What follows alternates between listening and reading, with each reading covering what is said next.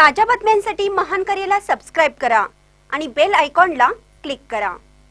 येवला नगर परिषद निवडणूक 7व्या दिवशी 59 उमेदवारी अर्ज।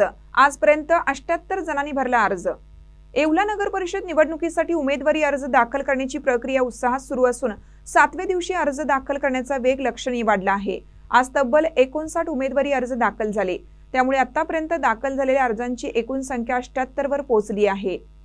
निवडणूक विभागाने दिलेल्या माहितीनुसार या 78 अर्जांपैकी नगराध्यक्ष पदासाठी 5 अर्ज तर नगरसेवक पदासाठी 73 अर्ज दाखल झाले आहेत।